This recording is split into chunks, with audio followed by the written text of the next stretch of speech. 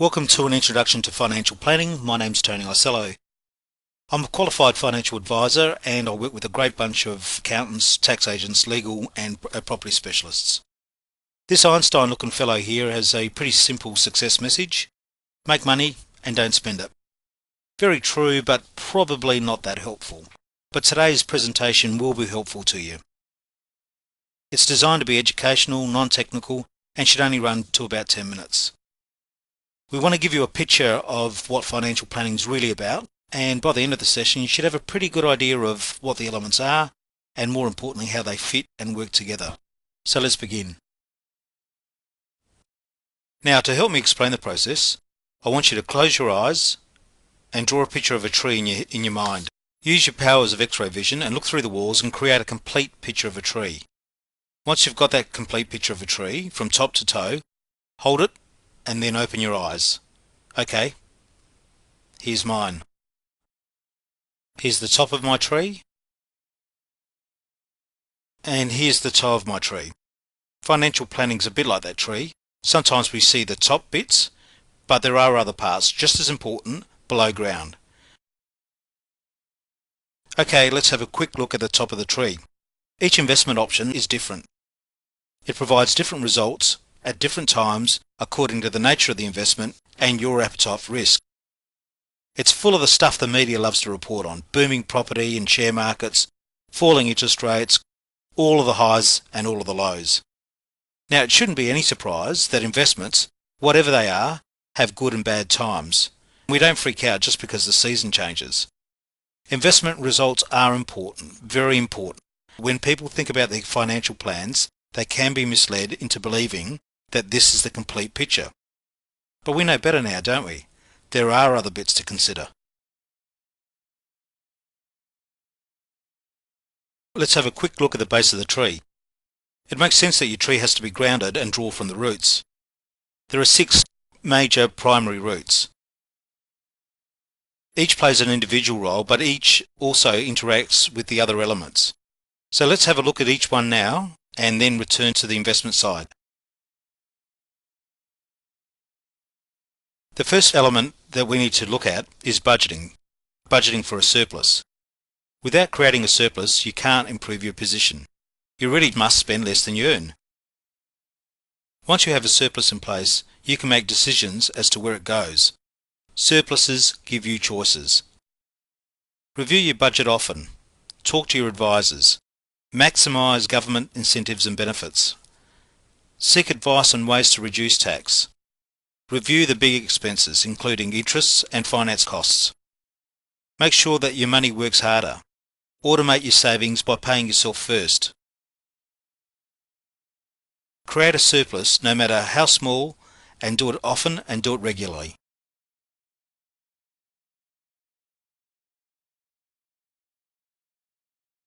With a budget in place, you might also want to consider a no-touchy emergency fund. Apart from the obvious reason it pays bills in a real emergency, it also does provide peace of mind. How big a fund will you need? Depend on your circumstances. Do you have regular income or does it vary from week to week? Look at your spending pattern. Is it high and regular, sometimes known as kids, or can you live on the basics, just bread, milk and water? Finally, how do you create it? How do you create such a fund and where will you hold it? And if you can't create a fund easily, perhaps you'll want to consider some advice in that arena.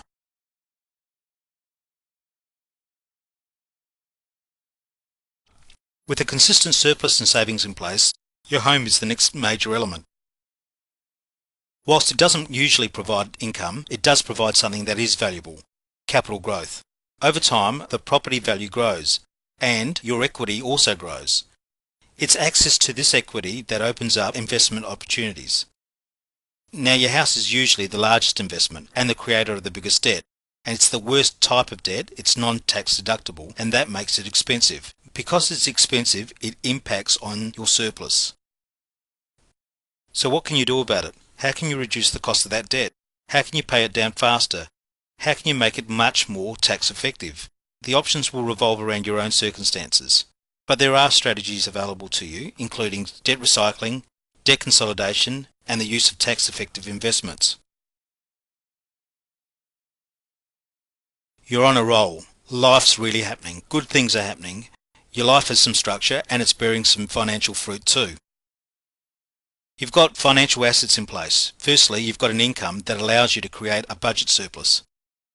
You'll also have an emergency fund, maybe in the shape of some investments, and, importantly, you've got a home. Now that you've got all these assets, you'll need to start to consider protection. Good things happen in life, and unfortunately, but realistically, bad things happen too. And I'm not just talking about a cough or a cold. I'm talking about premature death, cancer, stroke, heart attack, major accidents, the nasties. I'm sure you can think of someone who's been thumped by life. So it's time to act by looking at what strategies you have in place. What's your plan if?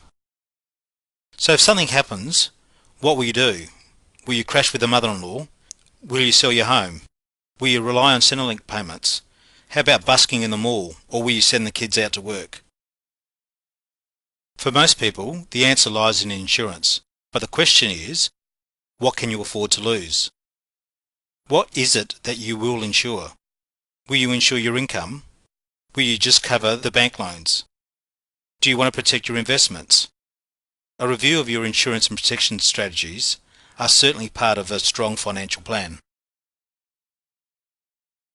The only thing that is certain in life is death and taxes.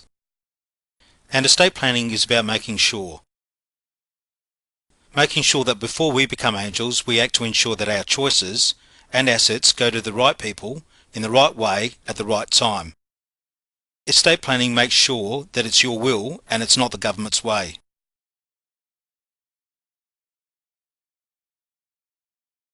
So you know you can't take it with you, and that means you're going to have to take some steps to protect your family. Things like getting a will, making sure that you've got powers of attorney in place, perhaps looking at superannuation nominations and understanding the tax implications of your decisions. All part and parcel of good estate planning. Provided we haven't died prematurely, one of our goals, of course, must be to plan for our retirement. Retirement means that we've stopped working and our income has stopped, but our expenses keep going. People are living longer and we could be retired for up to 30 years. So our investments, including superannuation, become very, very important. Retirement planning becomes more important as we get closer to retirement age. However, we still need to address the questions. How much will we need? How much should we put aside now? And will our investments do the job for us? Now let's focus on our investment tree. There are obviously different options with different payoffs and returns and different risks attached. Low-hanging fruit is easy to reach but not as big and maybe not as tasty as fruit higher up the investment tree. Fruit at the top of the tree is harder to reach, so we'll need to be a little bit more careful, even though it is potentially more attractive. The fruit you desire has to be relevant with your goal and your appetite for risk. The higher the risk, the better prepared you must be. You may need to be more patient. You certainly should look to protect those investments and also protect the cash flow that feeds them. It's vital that you understand exactly what you're investing in and how that investment works. They can be complex, so ask questions. What are you actually investing for? Are you investing for the income that it provides, or do you want capital growth? Is your investment basket diversified, or are you just happy to put all your apples in one basket? What are the tax benefits and tax implications associated with the investment? Do you want to control the investments, or are you happy to have somebody else manage them? And if they are going to manage them, what sort of manager are they? Are they aggressive managers, or value-add managers, or passive managers? There are obviously lots and lots of questions to ask, so seek advice. Investment planning is a living and ever-changing dynamic tree. Things do go out of shape, things grow too quick and need to be pruned, and some things just don't work unless you give them some attention. So you do need to review and review regularly. And, more importantly, be prepared to act when things go pear-shaped. Things that can trigger a review are changing careers and redundancy, divorce and marriage breakups, growing families, death or sickness, changes to the investment climate, changes to tax rates and rulings, interest rate changes. All of these things and more can potentially affect your investment tree, so it's important that you do review and review regularly. There's an ancient proverb that asks the question, when's the best time to plant a tree? 20 years ago. Of course, that brings us to the other question, when's the second best time to plant a tree? As soon as you can. Well, that's it. That brings us to the end of the session. Thank you for making the time to watch, and we certainly hope that you've enjoyed it.